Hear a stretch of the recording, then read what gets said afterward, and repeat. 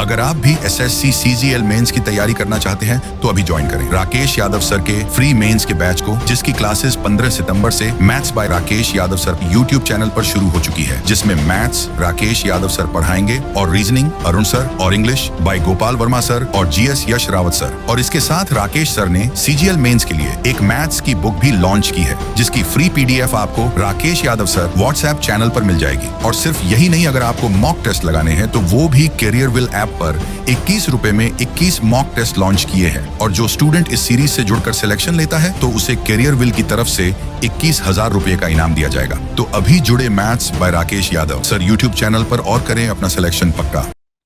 मेरे प्यारे बच्चों, आप सभी को नमस्कार। आप सभी का स्वागत है इस सुहानी रात में, जहां हम पहले नवरात्रे को जो सीजीएल की आंसर की आई है। तो मेरे प्यारे बच्चों, जितने भी क्वेश्चन अच्छे क्वेश्चन हैं वो सारे क्वेश्चन लेके मैं आज रात आपसे डिस्कस करने जा रहा हूं। उम्मीद है ये सेशन आपको बहुत पसंद आएगा। मेरे बच्चे, 3 चीज़ें ध्यान रखिएगा। पहला, कि मैंने डिफ़िकल्टी लेवल क्वेश्चन का इस तरह से डिसाइड किया है कि कुछ जगह तो हमने डिफ़िकल्टी लैंग्वेज के अकॉर्डिंग सेट की कि लैंग्वेज डिफ़िकल्ट है, कुछ जगह हमने उसकी कैलकुलेशन को डिफ़िकल्ट किया है, और कुछ जगह हमने उसके ऑप्शन बेस्ड क्वेश्चन उठाए हैं जो ऑप्शन से उठाए जा रहे हैं, यानी ऑप्शन के आधार पे सवाल बनाए जा रहे हैं। तो हमने 3 लेवल पे डिफ़िकल्टी ली है। मेरे प्यारे बच्चों, इस वीडियो के डिस्क्रिप्शन में ये सारे के सारे क्वेश्चंस, आपको सारे क्वेश्चन की कंप्लीट पीडीएफ आपको मिल जाएगी। साथ ही साथ सारे के सारे क्वेश्चन के हैंड रिटन क्लास नोट्स भी आपको हाथ के हाथ प्रोवाइड करा देंगे हम।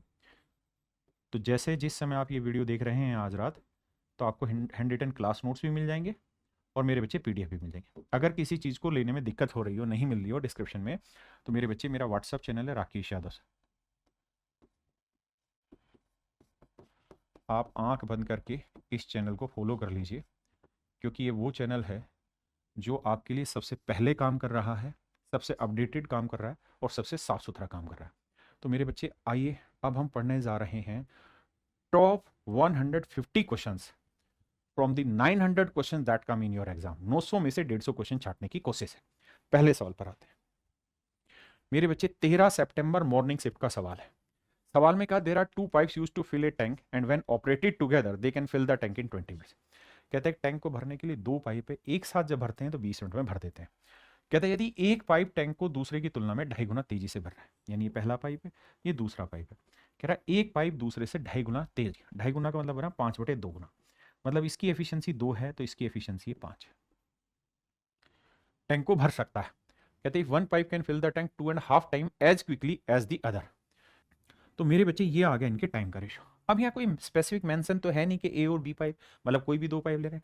तो अगर एफिशिएंट टाइम का रेशो ये है तो एफिशिएंसी का रेशो उल्टा आना है, 2:5। आपने कहा जी सही बात है, तो दोनों मिल जाएंगे, तो 1 मिनट में 7 यूनिट भरेंगे, 20 मिनट में टंकी गायब, तो टोटल पानी हुआ इतना। अब सवाल में कह रहा है तेज पाइप अकेले टैंक को कितनी देर में भरेगा। तो तेज पाइप की एफिशिएंसी 5 है, तो 5 चौक 20, 7 चौक 28। तो मेरे प्यारे बच्चों, मेरा सही आंसर होगा 28। आए, सवाल में कह रहा है कैफे में रमा ने अपने 7 दोस्तों के लिए 240 रुपए में ड्रिंक्स खरीदी। इसमें से उसने कुछ तो कॉफी खरीदी है भाई, और कुछ ब्लैक टी खरीदी है। जो कॉफी है मेरे बच्चे, उसकी कीमत है 40 रुपए, और जो टी है उसकी कीमत है 30 रुपए। और कह रहा है सातों दोस्तों पे 240 रुपए खर्च किया।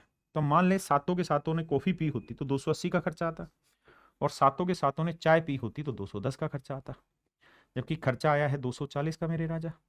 तो जब घटाएंगे तो ये आया 40 और ये आया मेरे बच्चे 30। रेशो लेंगे तो 3-4 आ गया। 30-40 का रेशो 3-4, मतलब कॉफी 3 ने पी, 4 ने चाय पी। तो उसने पूछा कितने कप चाय खरीदे, तो मेरे बच्चे उसने 4 कप चाय खरीदी, है ना। सवाल मॉडरेट ही लेवल के हैं, कुछ जो अच्छे लेवल के सवाल है शिफ्ट वाइज, तो सारे ही मैं आपको कराने जा रहा हूं। सारे सवाल नहीं ले रहे, शिफ्ट वाइज सवाल ले रहे। कहता है A and B are the centres of 2 circle with radius 2 centimetre and 1 centimetre respectively each other. कहता भैया 2 सर्कल है, एक सर्कल की रेडियस है 2 सेंटीमीटर, ठीक है जी, एक सर्कल और है जिसकी रेडियस है 1 सेंटीमीटर। कहता है जी ये दोनों आपस में किसी लाइन ए बी से जुड़े हुए हैं। ये लेट से ए कोई पॉइंट है मेरे बच्चों, ये लेट से कोई बी पॉइंट है। कह रहा है जी ए बी की लेंथ 5 है, बहुत सुंदर। कहता है इस सर्कल की रेडियस 2 है, इस सर्कल की रेडियस मेरे बच्चे 1 है। अब कह रहा है कि जहां ए बी 5 सेंटीमीटर, सी त्रिज्या वाला एक और दूसरा सर्कल है जिसकी रेडियस आर है, वो इन दोनों दूसरे आर सी त्रिज्या आर सेंटीमीटर वाले दूसरे वृत्त का केंद्र है, जो उपरोक्त दोनों वृत्तों में से प्रत्येक को बाह्य रूप से छूता है।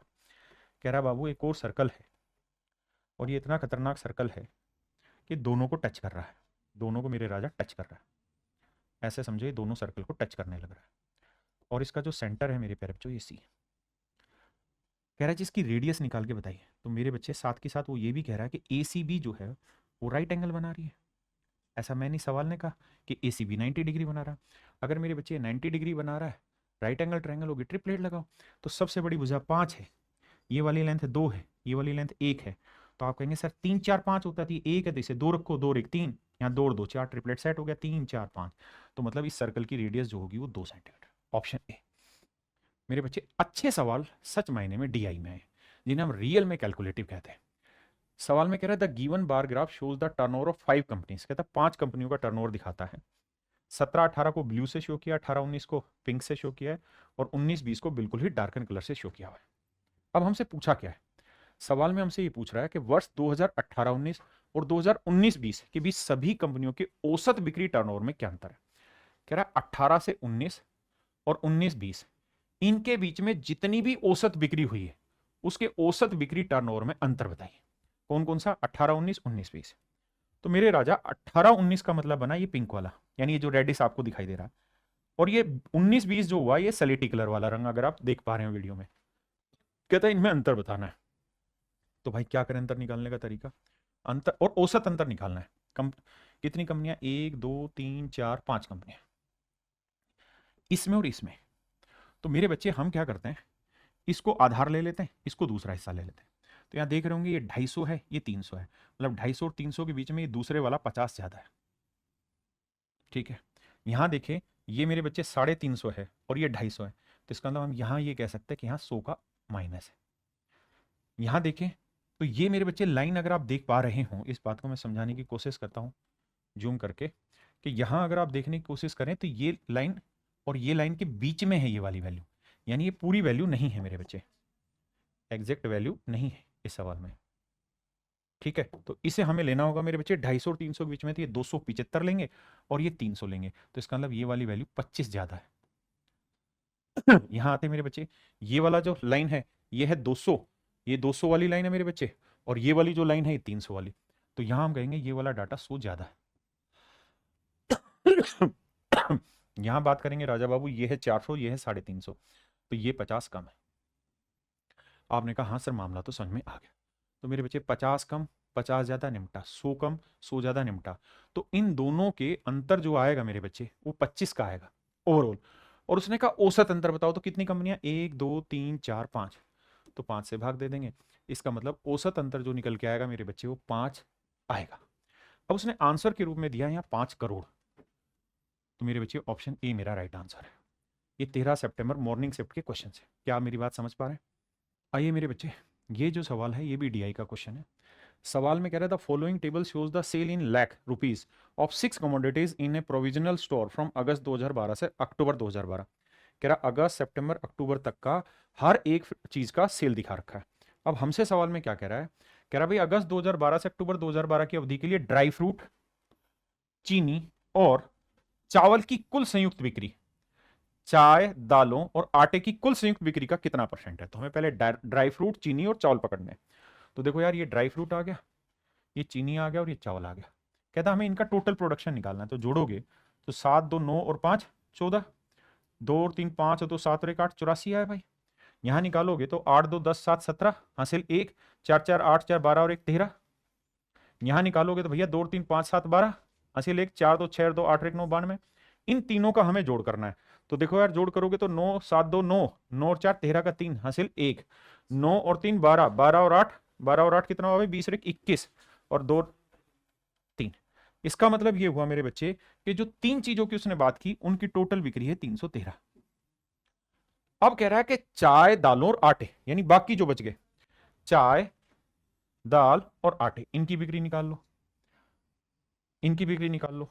तो इनकी बिक्री जब निकालोगे तो ये देखो, जोड़ना ही तो है टोटल हमें कैसे भी करके।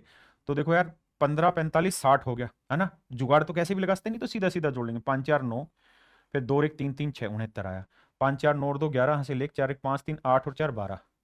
और यहाँ देखेंगे 5 3 8 और 9 17 7 हासिल 1, 5 3 8 और 1 9 और 4 13 137। जोड़ेंगे तो 7 और 1 8 और 9 17 का 7 हासिल 1, 3 और 1 4 2 6 और 6 12 हासिल 1 3। तो ये आया मेरे बच्चे 327। तो सवाल ये कह रहा है कि भाई 327 का ये वाली वैल्यू कितना परसेंट है।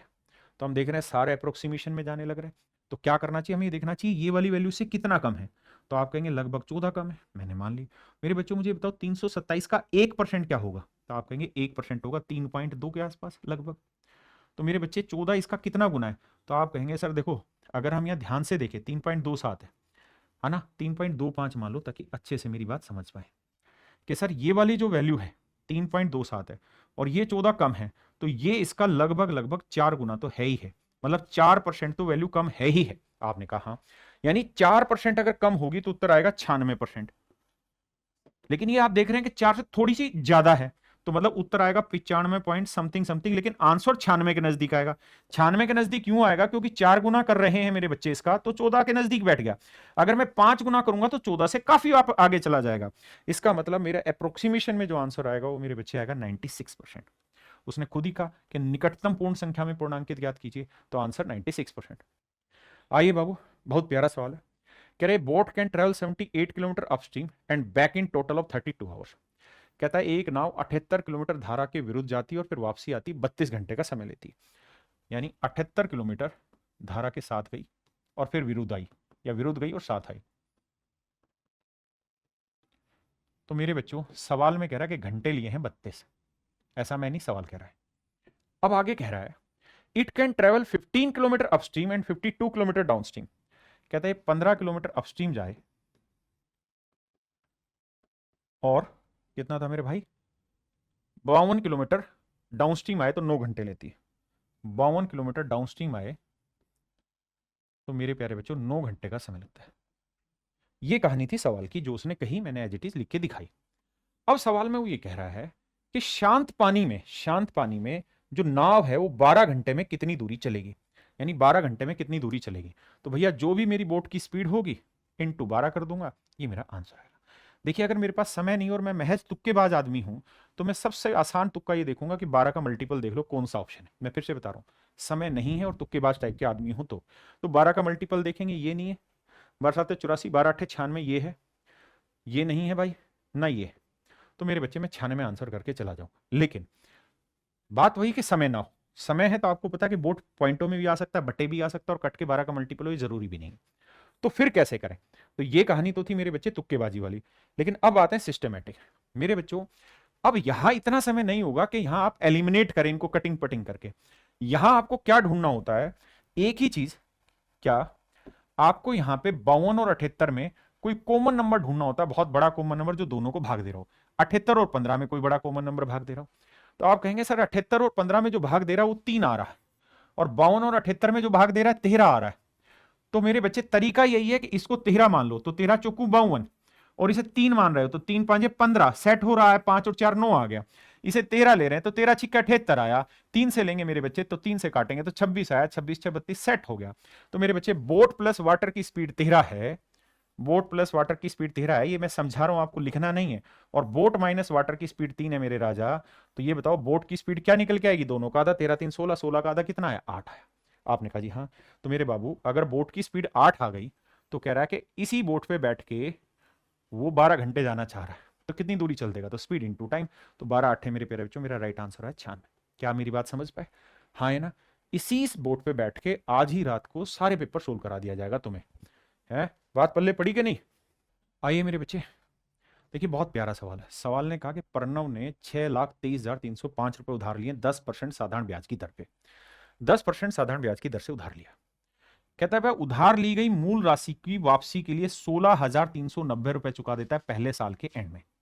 पहले साल के एंड में इतने रुपए चुका देता है। यदि प्रणव दूसरे वर्ष के अंत में सभी लंबित बकाया राशि का भुगतान कर देता है, जिससे पहले वर्ष के दौरान अर्जित ब्याज भुगतान भी शामिल है, तो दूसरे वर्ष के अंत में से कितना पैसा देना चाहिए कि उसका कर्जा रद्द हो जाए, नहीं खत्म हो जाए। तो मेरे बच्चे एक बात बताओ, जो मेरा समझदार बच्चा वो जानता है 6,23,305 रुपए को असलियत में तो वो 2 साल बाद चुका रहा है। तो ये बताओ 2 साल में इंटरेस्ट कितना बन जाएगा भाई, रेट ऑफ इंटरेस्ट कितना है 10%, तो 1 साल का ब्याज कितना बना, तो 6,23,305 है ना, तो 6,23,305, तो 10% यहां लग जाएगा। तो यानी 1 साल का ब्याज इतना बन जाएगा। मैं कह रहा हूं कि 2 साल का ब्याज कितना बन जाएगा, तो 2 5 10, 3 भाई 2 5 10 1 है, 2 3 6 आया मेरे बच्चे, 2 3 6 आया, 2 दूनी 4 आया, 2 6 12 आया। यानी अगर ऐसी सेटिंग होगी तो 1,24,661 रुपए उसे इंटरेस्ट के रूप में चुकाने होंगे। 2 साल बाद वो पैसा देने जाता तो 1,24,661 रुपए चुकाने होते। आपने कहा जी बात तो सही है, इसमें कोई दो राय नहीं है। यानी मेरे बच्चों अगर उसने 6,23,305 रुपए का कर्जा लिया है और वो पहले साल के आखिर में कुछ भी ना देता तो उसे 1,24,661 रुपए ब्याज के रूप में चुकाने होते और इतना पैसा देता तो उसका कर्जा खत्म हो जाता। लेकिन गड़बड़ कहां हो गई? गड़बड़ यह हुई कि भाई वो पहले साल के आखिर में आया और पहले साल के आखिर में 16,390 रुपए देके चला गया। तब होगा क्या कि एक तो 16,390 रुपए देके चला गया, तो अगले महीने जो ब्याज, अगले साल जो ब्याज मिलेगा वो इस अमाउंट पे, प्रिंसिपल पे तो मिलेगा नहीं, 16,390 रुपए कम पे मिलेगा। तो मैं क्या कर रहा हूं कि इसका 10% निकाल देता हूं। तो इसका 10% निकालूंगा तो ये बनेगा 1,639 रुपए। तो एक तो ये पैसा उसको चुकाना है और एक ये जो इंटरेस्ट हमने ज्यादा जोड़ लिया यहां, तो कुल मिला के हमने इतना पैसा इसमें ज्यादा कर लिया। तो 9 9 3 12, 6 3 9 1 10, 6 1 7, यानी 17,029 रुपए हमने इसको ज्यादा दे दिया। अगर मैं ये 17,000 इसमें से घटा दूं तो मेरी सेटिंग सेट बैठ जाएगी। और अगर इसको एक्यूरेट लेके जाना है तो ये आएगा 17,029, 17,029। अब मेरे बच्चों एक बात ध्यान से देखना, भाई इन दोनों को जोड़ना और ये चीज घटानी है। तो 5 और 1 6, 6 में से 9 तो जाएगा नहीं, तो 16 में से 9 जाएगा, और 16 में से 9 जाएगा तो क्या आएगा? यूनिट डिजिट 7, और यूनिट डिजिट 7 केवल एक ही ऑप्शन में, बी में। मेरे बच्चों बहुत भयंकर सवाल बता रहे थे बच्चे, लेकिन ये सवाल अगर आप बेसिक क्लास को देखें, जो मैंने बेसिक क्लास में पढ़ाया उसको देखें, तो आपको पता चलेगा सेम ही सवाल करा रखा है। डाटा ऊपर नीचे होते हैं लेकिन सेम ही सवाल करा रखा है। हमने क्या किया भाई, 6,23,305 पे पूरे 2 साल का ब्याज जोड़ दिया, वो बन गया इतना। हाँ है ना? मैंने एक चीज नोटिस की कि पूरे के पूरे सवाल में यूनिट डिजिट का खेल हो रखा है, यूनिट डिजिट का खेल हो रखा है। अगर मैं स्टूडेंट हूं तो मैं ये सब कार्रवाई करूं ही ना, मैं तो एक बेसिक बेसिक बात पकड़ूं। भाई 6,23,305 रुपए, ये तो है मेरा एक्चुअल में प्रिंसिपल। आपने कहा जी हाँ। अगर मैं ये कहूं कि इस पे 2 साल का ब्याज बताओ, तो भैया रेट ऑफ इंटरेस्ट कितनी हो गई? 10%। तो 10% से ब्याज जोड़ोगे तो 0.5 आएगा, लेकिन 2 साल करोगे तो 2 5 10, इसका मतलब इकाई का अंक 1 आएगा, यानी ये बन गया आपका इंटरेस्ट। बिल्कुल ठीक बात है। अब इसमें से जो कैलकुलेशन गड़बड़ कर दी वो ये कि 16,390 रुपए तो उसने पहले साल के आखिर में उतार दिए और उसका ब्याज हुआ 1639, यानी यूनिट डिजिट आया 9, यानी 9 यूनिट डिजिट का खेल आपको और समझना था। और फिर 5 और 1 6, 16 में से 9 गया 7, यानी मेरे बच्चे ऑप्शन बी मेरा राइट आंसर है। भाई मैं टीचर हूं, मुझे समझाना है, इसलिए मुझे स्टेप वाइज बताना पड़ रहा है। आप तो यूनिट डिजिट से उड़ाएंगे। देखिए बाबू कितना प्यारा सवाल दिए। सवाल में कह रहा है जी ये पिज्जा है, जिस पिज्जा को बैठ के आज आप मस्ती काट रहे हैं, ये पिज्जा है। कहता है इसका 1/4 हिस्सा उड़ा दिया गया, ऐसे 1/4 इसका उड़ा दिया गया। 21 सेंटीमीटर रेडियस है। भाई पूरे सर्कल की सर्कमफ्रेंस क्या होनी है? 2πr, 22/7 गुना r, 21। अब आप ये बात भी जानते हैं कि आपने 1/4 हिस्सा उड़ा दिया तो 3/4 बचा। हाँ जी। अब ये तो आ गई मेरे बच्चे ये वाली सर्कमफ्रेंस, लेकिन ये वाला जब हिस्सा उड़ा दिया आपने तो ये वाली सर्कमफ्रेंस तो लेनी होगी, तो ये r हुई, ये भी r हुई, तो ये 2r और लेनी होगी, यानी 21 दूनी 42। ये मेरे प्यारे बच्चों मेरा राइट आंसर होगा, ये मेरा राइट आंसर होगा। कुछ है ही नहीं। ये 1 आया, 7 3 21, आपने यूनिट डिजिट पकड़ा, 3 एकम 3 3 9, 9 और 2 11, यानी जिसका इकाई का अंक 1 आएगा वो आंसर। ना तो ये आंसर ना ये आंसर, इन दोनों में से एक ढूंढना है। अब मेरे बच्चे आप ये बात भी जानते हैं कि ये 3 से भाग जा रहा है, ये भी 3 से भाग जाने लग रहा है, तो जो आंसर होगा वो 3 से भाग जाए। ये 3 से भाग जा रहा है, नहीं, 4 1 5 1 6 भाग जा रहा है, ऑप्शन सी आंसर। देखिए मेरे बच्चे, अब 13 सितंबर की सारे सेप्ट यही थे। अब हम बात करें 26 सितंबर की। बहुत प्यारा सवाल, तूफानी सवाल, जो मैंने कहा कि कुछ सवाल ऑप्शन से ही टूटने हैं। जैसे सवाल ने कहा एक कमरा है जिसमें कुछ आदमी हैं, कुछ कुर्सियां हैं। If on each chair only 1 person is seated, अगर हर कुर्सी पे केवल एक आदमी बैठे, then there is no chair for exactly 1 person, तो एक आदमी के लिए कोई कुर्सी नहीं बचती।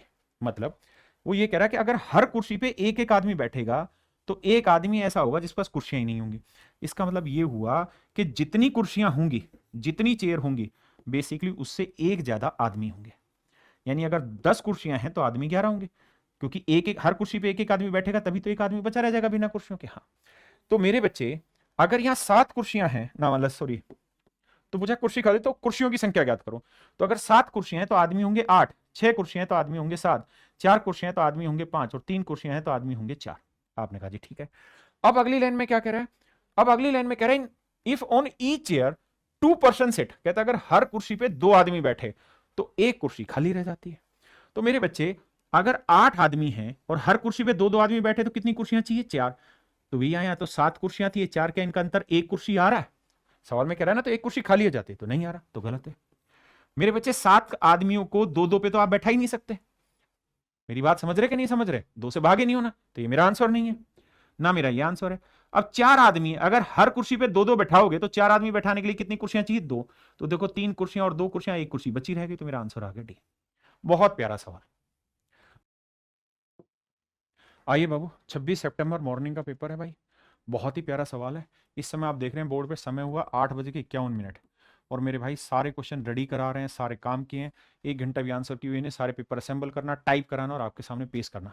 आइए, कह रहा 2 successive percentage decrease of 25% each is by what percent less than 2 successive percent increase of 25% each.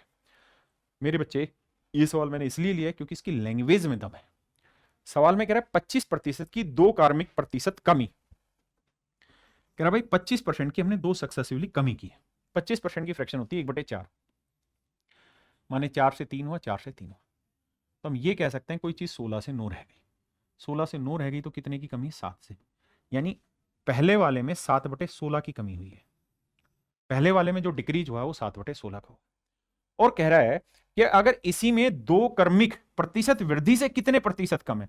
कहता है अगर 25% के 2 सक्सेसिव इंक्रीज कर देते तो भैया फिर कहते 4 से कोई चीज 5, 4 से फिर कोई चीज 5 2 बार, तो 16 से 25। तो बाबू 16 से 25 कितने का इंक्रीज हुआ? 9 का। तो यहाँ इंक्रीज कितना हुआ? 9/16। तो मेरे बच्चे ये इंक्रीज हुआ और ये ओवरऑल डिक्रीज हुआ, दोनों में ही बटे 16 आ गया। मजे की बात है। तो हमसे सवाल में एक पूछ रहा है कि जो कमी थी वो इस वृद्धि से कितना परसेंट कम है, यानी जो ये कमी है ये इस इंक्रीज से कितना परसेंट कम है। तो 9 से 7 कितना कम है? 2। तो हम कहेंगे जी 2 की कमी 9 पे, तो 100 पे कितना? 1/9। 11 से 1/9 तो 2/9 होगा, 22 से 2/9 यानी 22.22%। मेरे बच्चे ऑप्शन सी मेरा राइट आंसर है।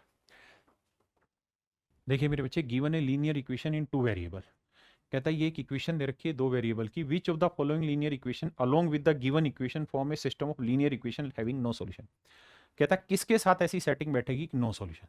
नो सॉल्यूशन में क्या होता है कि जो a1/a2 होता है वही b1/b2 होता है, बट c1/c2 नहीं होता। तो पहले वाले के साथ सेटिंग बैठाएंगे मेरे बच्चे, तो आप ये कहेंगे देखो 5 दूनी 10, 7 दूनी 14 और 8 दूनी 16, ये तो होगा नहीं। अब अगले पे आते हैं, 5 से 7, 7 से 5, रेशियो सेम नहीं है, ये बढ़ रहा है ये घट रहा है, तो ये भी नहीं हो सकता। इससे आगे आते हैं, 5 से 5 है, 7 से 7 है और ये 8 दूनी 16, ये हो सकता है और हमें यही चाहिए होता है। हमें यही तो चाहिए मेरे बच्चे अल्टीमेटली। क्या क्या चाहिए कि भाई a1/a2 वही हो जो b1/b2, तो देखो 1:1 है, लेकिन वही ना हो जो c1/c2, तो c1/c2 1/2 आ रहा है, वो 1:1 आ रहा है। तो इसका मतलब मेरे बच्चे ऑप्शन सी मेरा राइट आंसर है। भाई 3 ही होते हैं, यूनिक सॉल्यूशन जिसमें पहले वाला बराबर नहीं होता, नो सॉल्यूशन जिसमें आखिरी वाला बराबर नहीं होता, और एक मैनी सॉल्यूशन जो पैरेलल लाइन होते हैं जिसमें सारे बराबर होते हैं। देखिए मेरे बच्चे, क्वेश्चन नंबर 13 सवाल में कह रहा है दिल्ली, चेन्नई, मुंबई, कोलकाता का ग्राफ दिखाया हुआ है, कई लाखों इकाइयों के बारे में कहानी बता रहा है। अब सवाल में हमसे ये कह रहा है दो माफ करिए, 2019 से 2022 की अवधि के दौरान दिल्ली और कलकत्ता के में औसत उत्पादन के बीच का अनुपात क्या है? 2019 से 2022। तो मेरे बच्चे करना क्या है, दिल्ली है ब्लू कलर वाली, तो 2019 में है 600, दिख नहीं रहा होगा मैं इसलिए ऐसा कर रहा हूं। यहां देखोगे तो 450, यहां देखोगे मेरे बच्चे तो ये आधी लाइन में 350, यहां देखोगे मेरे बच्चे तो ये आया 800, जोड़ोगे तो 0 5 5 10, 6 4 10 3 13, 13 और 8 21 और 1 22, 2200 आया। अब एक बात तो समझ में आ गई कि रेशियो में 11 आएगा ही आएगा, है ना, क्योंकि बाकी मल्टीपल दिख नहीं रहे तो 11, लेकिन 11 दो जगह है तो तुक्केबाजी नहीं कर सकते। अब आते हैं मेरे बच्चे कलकत्ता। कलकत्ता कौन सा? येलो कलर वाला। तो यहाँ है 500, यहाँ है 400, यहाँ है मेरे बच्चे 250 और यहाँ कलकत्ता पहुँचा दिया जी इसने 650। यहाँ जोड़ोगे मेरे बच्चे तो 6 2 8 9 4 13 और 5 18, बस तो समझ में आ गया 11:9 मेरा आंसर होगा, तो ऑप्शन सी। तो डीआई इतनी टफ है नहीं, अभी तक के सवालों में जो बच्चे कह रहे थे आसान है। देखिए यार, ये पार्टनरशिप का क्वेश्चन है 26 सितंबर को, बहुत अच्छा सवाल है। सवाल में कह रहा है तीन व्यक्ति ए बी और सी, तीन व्यक्ति ए बी और सी 2:3:5 के अनुपात में पैसा लगाते हैं एक व्यवसाय में, और ये तय किया गया कि भाई जो भी प्रॉफिट होगा 9% दान दे देंगे। तो 9% दान तो 91% हिस्सा बचेगा। तो जो भी मेरी कैपिटल है 2,50,000, इसका 91% बटेगा। 91% का मतलब हुआ 7 गुना 13।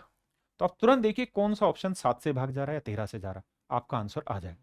समझाऊं तो भाई 2,50,000 रुपए, आपने कहा जी ओके, 2,50,000 रुपए में 9% डोनेट कर दिया तो 91% बांटा गया। इतना पैसा बांटा जाएगा और उसमें कह रहा है सी का हिस्सा बताओ, तो सी का हिस्सा 5, 5 3 8 2 10, तो 5/10 है। आपने कहा मामला सेट है सर। अब अगर कैलकुलेशन देखोगे तो 3 जीरो से 3 जीरो गया सर, बिल्कुल ठीक है। अब एक जीरो तो लास्ट में आएगी, यूनिट डिजिट पकड़े तो 5 एकम 5, 5 5 25, 5 आएगा, लेकिन वो सारों में दे रखा है। लेकिन एक चीज बड़ी यूनिक है जो आपको यहां से मिल सकती है, और वो ये कि सर 91 जो होता है वो 7 गुना 13 होता है। तो सर 5 के 25 के मल्टीपल तो सारे हैं, वहां से नहीं मिलेगी चीजें। हाँ, हम एक काम ये कर सकते हैं, 25 5 125 का मल्टीपल भी ढूंढ सकते हैं, और 125 होता है 5 की पावर 3, यानी आखिरी 3 अंक। क्या ये 3 अंक 125 से भाग होंगे? नहीं। ये होंगे जी? नहीं होंगे। क्या 750 भाग हो जाएगा जी? बिल्कुल हो जाएगा। क्या 650 भाग होगा जी? नहीं होगा। तो मेरे बच्चे ऑप्शन सी। अगर आप 125 भी नहीं पकड़ पा रहे हैं तो दूसरा तरीका ये कि 13 और 7 का मल्टीपल, 7 का मल्टीपल ढूंढ दो। 7 का मल्टीपल ऑप्शन सी ही आपको दिखाई देगा। देखिए मेरे बच्चे, यहां सवाल में कह रहा है कि भाई 3 एसिड ए बी और सी की सांद्रता ऐसी है, यानी उनमें कंसेंट्रेशन ऐसा है ए बी सी में, कि इसमें अगर 20% एसिड है तो इसमें बाबू 30% एसिड है, तो इसमें मेरे बच्चे 40% एसिड है। और सवाल में हमें ये कह रहा है कि इन्हें मिलाना है हमें किस अनुपात में? 3:5 ए में। और उद्देश्य क्या है? उद्देश्य ये है कि जब हम इन्हें मिलाएं तो सभी का मिश्रण 30% का बन जाए, यानी जो कंसंट्रेशन बने कंप्लीट मिक्सचर की वो 30% बने।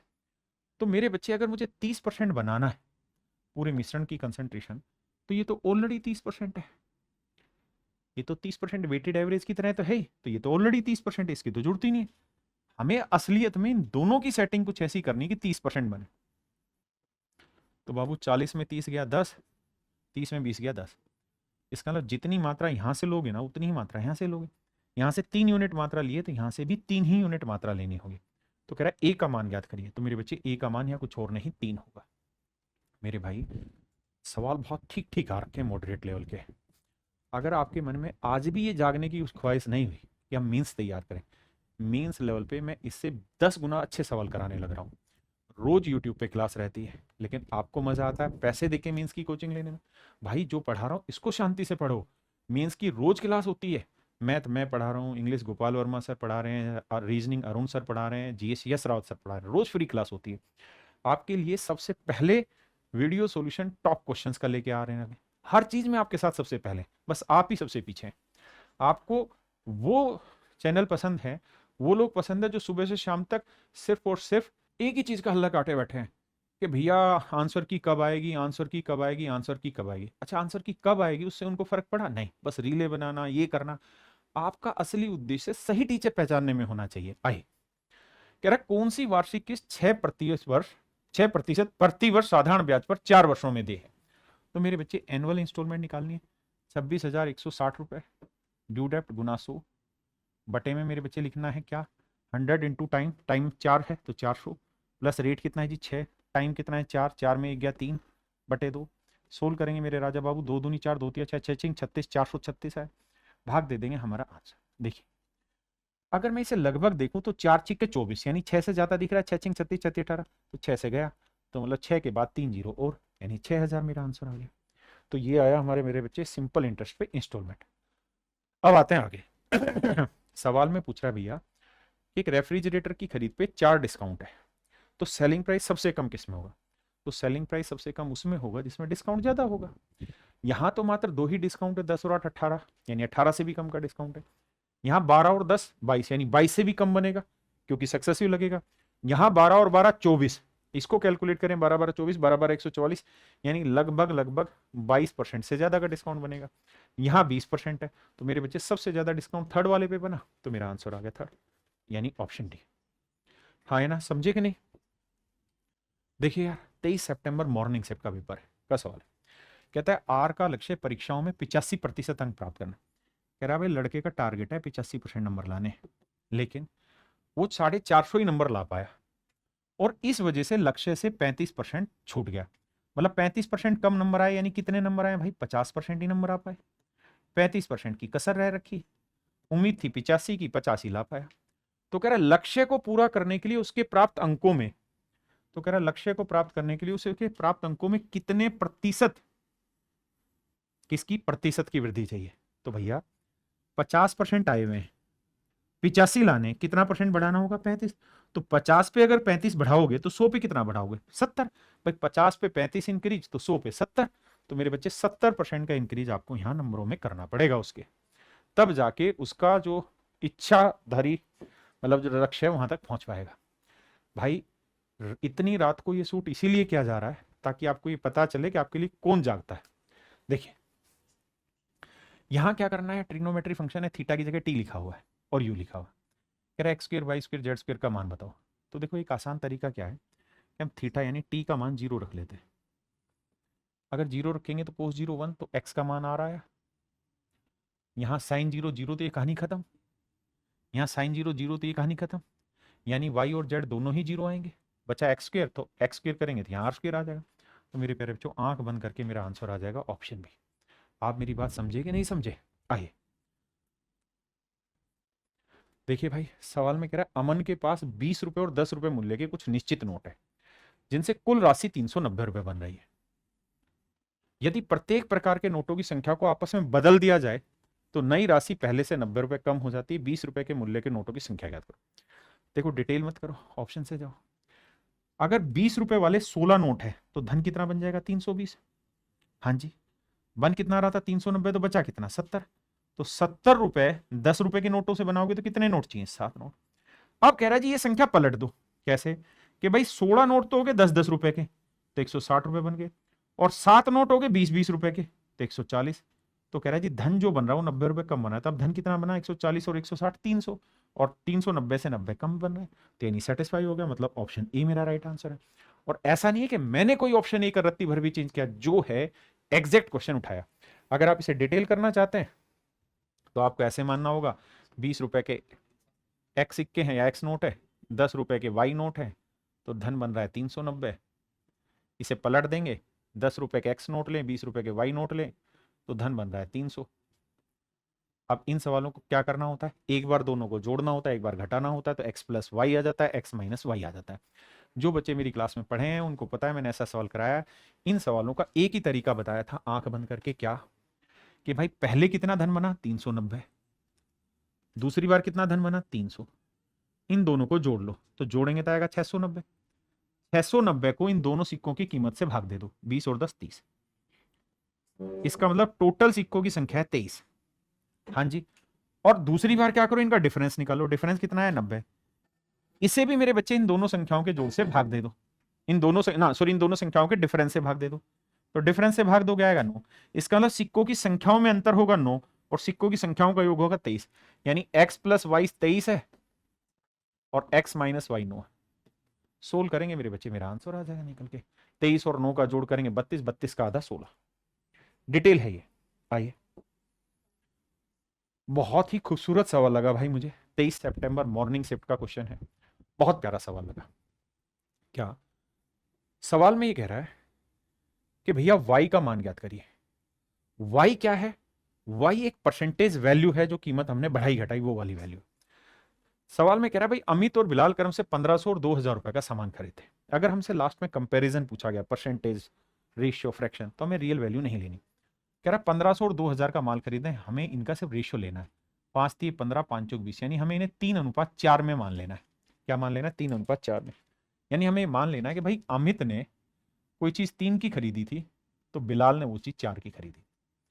परसेंटेज निकालना है, इसे 300 मान लो, इसे 400। कोई दिक्कत है जी? नहीं। अब कह रहा है जी क्या कि जो अमित है वो अपनी चीज पे y% कीमत बढ़ा दे रहा है। तो 300 का y%, 3y। 100 का y% y, तो 300 का 3 गुना 3y। यानी यहां वो 3y बढ़ा के चीज बेच रहा, मतलब इतना उसे प्रॉफिट हो रहा है। जबकि बिलाल जो है वो क्या कर रहा है? वो ये कह रहा है जी अपनी चीज पे 2y% कीमत बढ़ा रहा है। 2y% बढ़ा रहा है और फिर y% का डिस्काउंट दे रहा है। तो इसका 2y% बढ़ाओगे तो 100 का 2y% 2y, तो 400 का 8y, तो बढ़ की कीमत हो गई 400 जमा 8y। और अब कह रहा है जी जो बढ़ी हुई कीमत है इस पे y% का डिस्काउंट दे रहा है। तो बाबू 400 का y% 4y बना, और 8y का y% निकालोगे तो -8y बटे 100 स्क्वायर आया। 8y गुना y स्क्वायर y बटे 100। आपने कहा जी ठीक है। तो यानी जो कीमत 400 जमा 8y थी, अब उसमें इतने की कमी, तो घटाओगे तो 8y में 4y गया तो बचेगा 4y। भाई 400 जमा 4y और -8y स्क्वायर बाई 100, यानी एक्चुअल में अब इस आर्टिकल की कीमत इतनी रहेगी। तो पहले 400 थी, अब रह गई इतनी, तो कितना प्रॉफिट कमा लिया सर? तो 4y माइनस 8y स्क्वायर बटे 100, यानी सर जी इतने का प्रॉफिट यहां इसने कमा लिया। और इसने कितने का प्रॉफिट कमा लिया? 3y का। और कह क्या रहा है? कह ये रहा है कि भाई दोनों को सेम प्रॉफिट हुआ है। अगर दोनों को सेम प्रॉफिट हुआ है तो इक्वल कर लेंगे। अब क्या करो, अब कोई और फंक्शन तो दिख नहीं रहा, y पूरे में कॉमन लेके उड़ा दो। उड़ा दिया जी।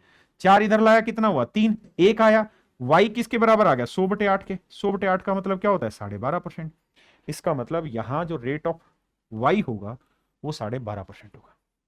जिन बच्चों को y में दिक्कत है वो क्या करो, रेट अपनी तरफ से 10% मान लो। जैसे y माना ना, यहां y की जगह 10% ले लो, तो 300 का 30%। लेकिन बस ध्यान ये रखना, वो 10 यूनिट परसेंट मानते हैं हम अपनी तरफ से 10% मान लेंगे गलत है, हम 10 यूनिट परसेंट मानेंगे। तो 10 यूनिट परसेंट निकालोगे तो 30 यूनिट प्रॉफिट होगा। ऐसे यहां निकालेंगे, कंपेयर करेंगे, वहां से यूनिट का गुना निकाल लेंगे। तो जो ठीक लगे वो मेथड आप चूज करिए। देखिए बाबू ध्यान से आइए सवाल पर। मेरे प्यारे बच्चों, डीआई का क्वेश्चन है, the following table shows the total candidate appeared and the number of candidate present in different exams.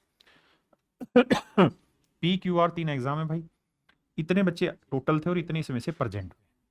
अब मुझसे पूछ रहा study the table and answer the question. Question यहां पूछा गया है, कह रहा total denotes total candidate applied for centre and present denote candidate appeared in which year was the number of absentees the second highest in total of all centre.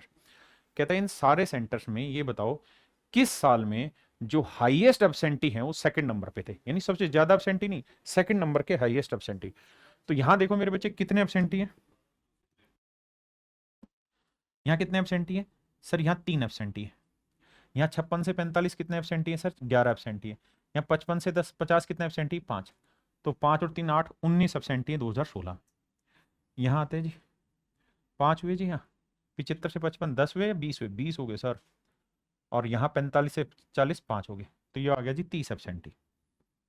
अब यहाँ देखने हैं कितने एब्सेंट है। 64 से 60 4, 65 से 45 ये 20 हो गया, और 65 से 55 10, तो ये हो गया जी 34। यहां से मोटा मोटा समझ में आ रहा है कि 16 आंसर नहीं होगा, 18 नहीं होगा, 17 ही होगा। 19 से देखते हैं तो 20 और 11, 84 और 72 12, 70 और 62 8, तो 12 8 20 और 11 31। अरे गड़बड़ हो सकती थी, ठीक कह रहे हो। 55 44 11 आया मेरे बच्चे, 80 और 66 का मेरे बच्चे 14 आया यहाँ पे, और 90 और 85 का 5 आया। तो देखो यार 14 और 5 19, 19 और 11 आया मेरे बच्चे कितना? 19 और 11 आया 30। तो हमसे पूछा सेकंड हाईएस्ट एब्सेंटी कहाँ है, तो सेकंड हाईएस्ट एब्सेंटी 2019। तो मेरे बच्चे मेरा आंसर होगा 2019। देखिए मेरे बच्चे, डीआई इतनी खतरनाक पूछ रखी है, मतलब हद से ज्यादा है। और सबसे मुश्किल काम क्या है कि डीआई को समझना के पूछ क्या रहा है। सवाल में कह रहा है कि read the given information and answer the questions that follows. The following table gives the percentage of marks obtain bye 7 student in 6 different subject in examination. The number in bracket given the maximum marks. कहता है ये maximum marks के number है। अब अगली line में सवाल यहां से है, if someone secured all the highest score, कहता है अगर किसी बच्चे ने सारे हाईएस्ट स्कोर सिक्योर किए हैं, that have been obtained by some student और द अदर। कहता है एक बच्चे की बात हो सकती है, ज्यादा बच्चों की बात हो सकती है, मतलब जिन जिन बच्चों ने निकाला हर एक सब्जेक्ट में, as given in the table above, what would be the exact overall percentage. तो कहता है एग्जैक्ट ओवरऑल परसेंटेज स्कोर क्या होगा ऑब्टाइंड बाय दैट स्टूडेंट। कहता है इस छात्र द्वारा, यानी जिन्होंने सबसे ज्यादा नंबर लिए हैं सारे पेपरों में, उसके एवरेज स्कोर क्या होगा। देखिए मेरे बच्चों, हमें करना ये होगा कि हमें ये देखना पड़ेगा कि मैथ में सबसे ज्यादा नंबर किसके हैं जी? अमन के। कितने? 150 का 100%, 150, यानी मैथ में 150 नंबर वाला बच्चा हाईएस्ट था। केमिस्ट्री में सबसे ज्यादा नंबर किसके हैं जी? 80%। तो 130 का 80%, 13 8 104, 104 नंबर लाने वाला बच्चा हाईएस्ट था।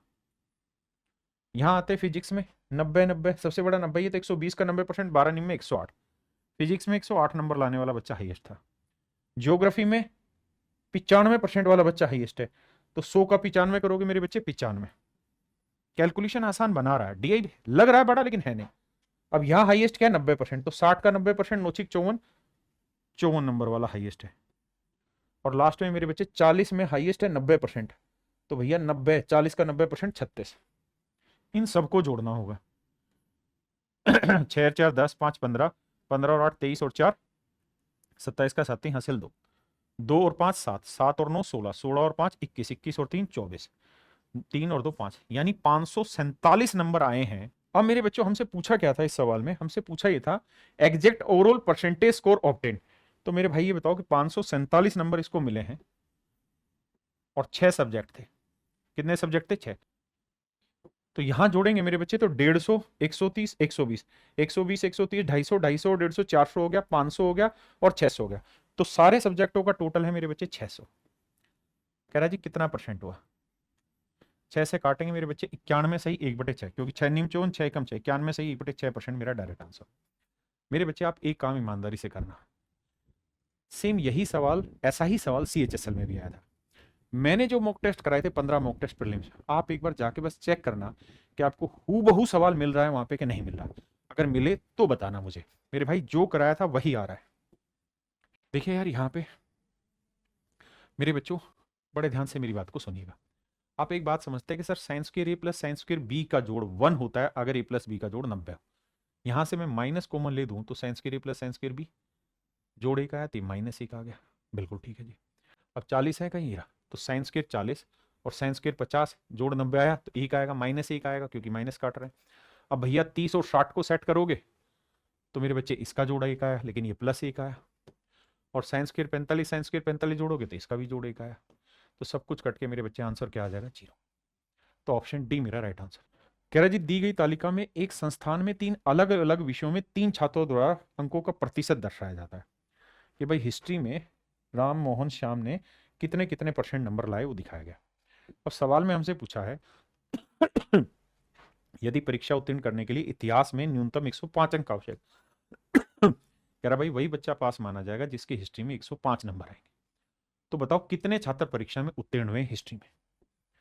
तो मेरे बच्चे 105 नंबर जो बच्चा ले आएगा हिस्ट्री में, कितने में से 175 में वो बच्चा पास माना जाएगा। तो कितना परसेंटेज होगा जी? 25 चौकू 100, 25 से काटेंगे 7 आया, 7 से काटा 15। यानी जिस बच्चे के 60% नंबर आ गए वो हिस्ट्री में गोलीगेट हो गया, पास हो गया। राम 60% ला पाया? नहीं। मोहन ला पाया? नहीं। तो केवल और केवल हिस्ट्री में तो एक ही बच्चा पास हो पाया, श्याम। और यही सवाल ने पूछा कि भाई हिस्ट्री में कितने बच्चे पास हुए? तो हिस्ट्री में तो मेरे राजा बाबू केवल एक ही बच्चा पास हो पाया। देखिए यार इस सवाल में आपको क्या करना है, ये आपको मेरे बच्चे फार्मूला दिखाई दे रहा होगा ऊपर का, किस चीज का? x + 5 का होल क्यूब इंटू x - 5। नीचे वाला फार्मूला देखेंगे तो a² - b² करेंगे तो x - 5 x + 5। इससे ये चीज कटी, x + 5 से भाग देंगे, स्क्वायर आया, स्क्वायर करेंगे तो x² + 5 दूनी 10 + 25। ऑप्शन सी मेरा राइट आंसर। कह रहा मान लीजिए O केंद्र का वृत्त और AB और CD त्रिज्याएं। ये मान लीजिए मेरे बच्चे कोई सर्कल है और सवाल में कह रहा है कि इस सर्कल की 2 त्रिज्याएं AB और CD त्रिज्या के एक ही तरफ 2 समानांतर, O केंद्र वृत्त और AB और CD त्रिज्या के, हिंदी में गलत लिखा हुआ, मान लीजिए O वृत्त का केंद्र है और AB और CD केंद्र के एक ही तरफ की 2 समानांतर जीवाएं। यहाँ ये 2 समानांतर जीवाएं भाई एक ही साइड बनी हुई है। कहता है एक की लेंथ 10 है, एक की 24 है, इसकी 10 है, इसकी लेंथ 24 है। और कह रहा है कि भैया PQ 7 सेंटीमीटर, तो वृत्त का व्यास ज्ञात करिए। PQ मेरे बच्चे कितना है? 7 सेंटीमीटर, यानी इन दोनों के बीच की डिस्टेंस। अब ये मेरे बच्चे सर्कल का सेंटर हो गया और एक यहाँ पे ये हो गया, तो ये गैप हमें दे रखा है मेरे बच्चे कितना? 7। ये गैप हमें दे रखा है, OQ 7 है तो PQ 7 दिया हुआ है। तो देखो यार यहाँ OP हुआ मेरे बच्चे और वहां OQ हुआ, तो PQ की लेंथ हमें 7 रखी। अब आप जानते हैं ये 5 है, ये 24 है, तो ये कितना है? 12 है। तो सर ट्रिपलेट 5 12 के साथ कौन सा होता है? 13। तो मेरे बच्चे यहाँ तो आपका बन जाएगा 5 12 13, लेकिन यहाँ 13 बनेगा नहीं। बन सकता है सर कैसे? यहाँ 5 ये 13, तो ये पूरा लेना होगा 12, और ये 12 है ये 5, तो ये कितना बन जाएगा? 13। सेटिस्फाई होने लग रहा है। यानी सर्कल की रेडियस कितनी होगी 13, तो सर्कल का डायमीटर पूछा मेरे बच्चे, आंसर होगा 26। आइए मेरे बच्चे, ये सवाल one of the finest question है। देखिए कोई इसे पहले से करके आपको करा दे, उसका तो एक अलग तरीका है। इतना आसान नहीं है 59.375% की फ्रैक्शन को बनाना, इतना आसान नहीं है किसी के लिए भी पहली बार में देखिए, लेकिन फिर भी आप समझिए। सवाल में कह रहा है यदि उस चुनाव में मतदान करने योग्य लोगों की संख्या 16,000 थी, यानी 16,000 आदमी ऐसे थे मेरे बच्चे जो उस चुनाव में वोट डाल सकते। बहुत बढ़िया। अब आगे कह रहा है जी y% लोगों ने वोट नहीं दिया, 10% वोट अवैध घोषित कर दिए गए। जितने भी वोट वैध थे उसमें एक जीतने वाले को वोट मिले 59.375%, 59.375% मिले जीतने वाले को। तो मेरे बच्चे विनर को इतने हैं, तो नेचुरल है हारने वाले को कितने मिले होंगे? 100 में से घटाएंगे तो 40.625। आपने कहा जी बिल्कुल ठीक है, तो कितने के गैप से जीता है? तो घटाएंगे, 5 में 5 गया 0, 7 में 2 गया 5, और 13 में 6 गया 7, और यहां आया 18, यानी 18.75% से मेरे प्यारे बच्चों वो चुनाव जीत गया। 18.75, 18.75 एक स्टैंडर्ड डाटा है, और इसकी फ्रैक्शन आप जानते हैं कितनी होती है मेरे बच्चे? तो आप कहेंगे सर 3/16, इसकी फ्रैक्शन होती है सर 3/16। इसका अर्थ ये हुआ कि भैया वैलिड के 18.75% से चुनाव जीत गया, मतलब वैलिड वोट 16 थे तो 3 से चुनाव जीत गया, जबकि एक्चुअल में जो चुनाव जीता है वो 2484 से जीता है। तो 3 यूनिट रिप्रेजेंट कर रहा है 2484, तो 16 यूनिट की वैल्यू। आपने कहा जी ओके रिपोर्ट है। ये हो गए मेरे बच्चे वैलिड वोट। अब कह रहा था जी 10% वोट इनवैलिड हो गए, तो 10% इनवैलिड का मतलब 1/10 इनवैलिड हुए, यानी 10 में से एक इनवैलिड, तो वैलिड कितने? 9, तो ये सारे वैलिड है, तो 9 यूनिट इसको रिप्रेजेंट कर रहा है, तो 10 यूनिट की वैल्यू कितनी? इतनी। तो ये आ गई मेरे बच्चे वोटिंग, वोटिंग, और मेरे राजा ये है वोटिंग लिस्ट। अब हमें बस ये निकालना है कि इसमें कितने % लोगों ने वोट नहीं दिए। तो रेशियो लेना है। रेशियो लेने के लिए क्या करना है? देखो भाई 16 को 10 से गुना किया 160, 160 को गुना करेंगे 100 बचा, 9 से काटेंगे तो 9 3 27, नहीं 9 दूनी 18, 6 बचा, 9 7 63, 9 6 54, 276, 3 से काटेंगे 3 27, 3 दूनी 6, तो रेशियो आया 100:92। यानी वोटिंग लिस्ट में 100 लोग थे तो वोटिंग 92 ने की, तो कितने लोग अब्सेंट रह गए? 8%, यानी 8% लोग ऐसे थे जो वोट डालने ही नहीं आए, और यही हमसे सवाल में पूछा गया था। ऑप्शन सी मेरा राइट आंसर।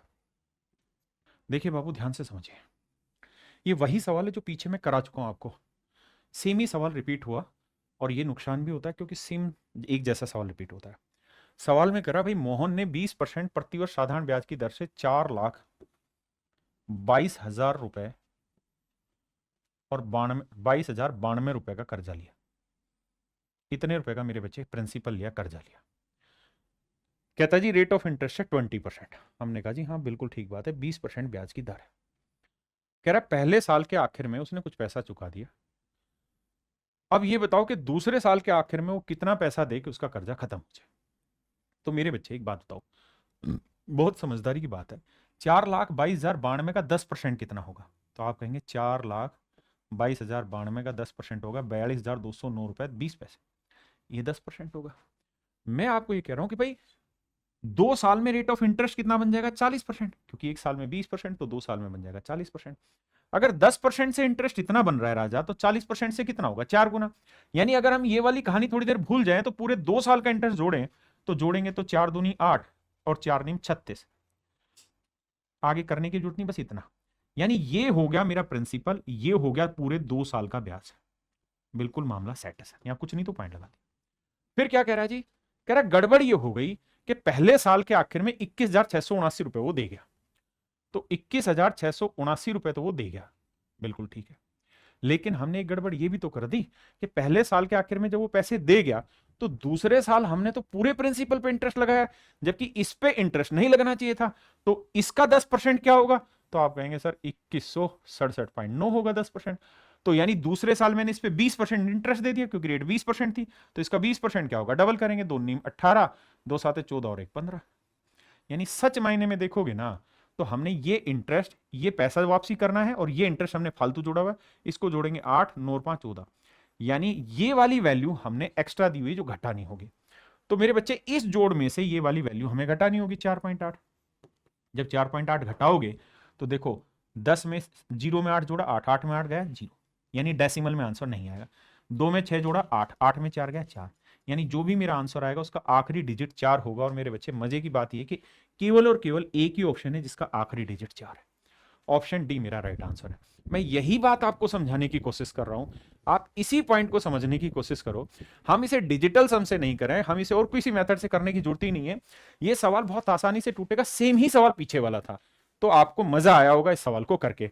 और मेरे बच्चे अगर मजा आया तो भाई इस वीडियो को दबा के शेयर करो, ताकि रातों रात सारे बच्चों तक ये वीडियो पहुंच जाए। और मेरे बच्चे, मेरा मेंस का रोज आप लोगों के लिए क्लास रहती है, रोज रात 9 बजे। अब आप इस वीडियो को देखिए, मजा लीजिए, और जब तक आपकी ये वीडियो पूरी होगी और आप देखेंगे, तब तक मैं अगली वीडियो भी इसी चैनल पे अपलोड कर चुका हूंगा। आज की रात आपके हवाले पूरे खत्म करा के जाएंगे। टॉप 100, टॉप 150 जितने भी अच्छे अच्छे सवाल होंगे सारे मैं डिस्कस करा दूंगा। बस पूरी वीडियो तरीके से तसल्ली से देखिए और इसको शेयर करिए दबा के।